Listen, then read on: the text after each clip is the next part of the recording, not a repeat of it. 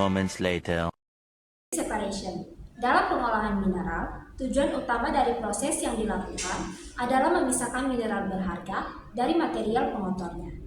Proses ini dikenal sebagai separation atau pemisahan. Pada dasarnya, pemisahan ini memanfaatkan perbedaan sifat yang dimiliki oleh masing-masing mineral. Misalnya, ada mineral yang lebih berat, ada yang lebih ringan, ada yang mudah menempel pada air, dan ada juga yang cenderung menolak air. Karena itu, prinsip separation sebenarnya cukup sederhana, yaitu memanfaatkan perbedaan sifat fisik atau kimia antar mineral agar bisa dipisahkan secara efektif.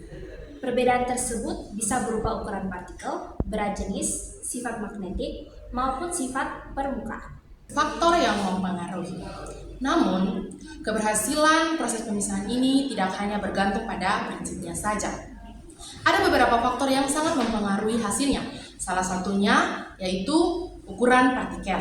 Jika partikel terlalu besar, proses pemisahan menjadi sulit karena mineral belum terlepas sempurna. Sebaliknya, jika terlalu halus, partikel bisa terbawa aliran dan sulit terkontrol.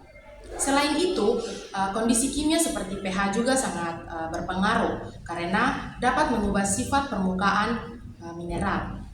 Faktor lain seperti jenis reagent, waktu proses, serta kondisi operasi seperti pengadukan dan konsentrasi pol juga ikut menentukan apakah pemisahan berjalan optimal atau tidak. Flotasi merupakan salah satu metode separation yang paling banyak digunakan. Metode flotasi bekerja berdasarkan perbedaan sifat permukaan mineral, yaitu apakah mineral tersebut bersifat hidrofobik, yang artinya tidak suka air, dan hidrofilik, yang berarti suka air. Prinsip dasar flotasi adalah membuat mineral berharga menjadi hidrofobik, sehingga bisa menempel pada gelembung udara, lalu naik ke permukaan. Sementara itu, mineral pengotor yang bersifat hidrofilik akan tetap berada di dalam air dan akhirnya terbuang menjadi limbah. Baik, yang berikut kita masuk pada prinsip kerja flotasi. Nah, jika dijelaskan alurnya secara sederhana, proses flotasi ini mulai dari penghancuran biji hingga menjadi sebuah partikel yang halus. Setelah itu, partikel ini dicampur dengan air untuk membentuk slurry atau pulp. Pada tahap ini ditambahkan berbagai reagen. Kolektor berfungsi mengubah sifat permukaan mineral agar menjadi hidrofobik. Frother membantu membentuk buih yang stabil, dan modifier digunakan untuk mengatur kondisi seperti pH agar prosesnya lebih selektif. Nah, setelah semua tercampur, udara dimasukkan ke dalam pulp. Gelembung-gelembung udara yang terbentuk akan menangkap partikel mineral yang telah bersifat hidrofobik. Partikel ini kemudian ikut naik bersama gelembung ke permukaan dan membentuk lapisan buih. Buih inilah yang kemudian diambil sebagai konsentrat, yaitu hasil yang mengandung mineral berharga. Sementara itu, partikel yang tidak menempel pada gelembung akan tetap berada di bawah dan menjadi tile. Selanjutnya kita akan melakukan perhitungan.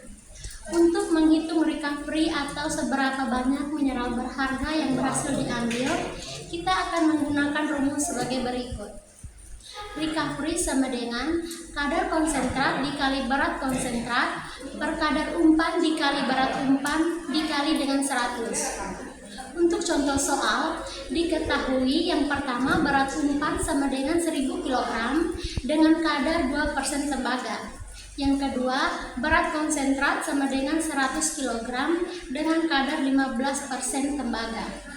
Untuk penyelesaiannya, recovery sama dengan 15 dikali dengan 100 per 2 dikali 1000 dikali dengan 100 sama dengan 1500 per 2000 dikali dengan 100, yang hasil recovery-nya adalah 75%. Dari hasil perhitungan tersebut, diketahui bahwa sekitar 75% tembaga berhasil dipisahkan. Angka ini menunjukkan bahwa proses flotasi cukup efektif meskipun masih ada sebagian mineral yang hilang bersama tailing.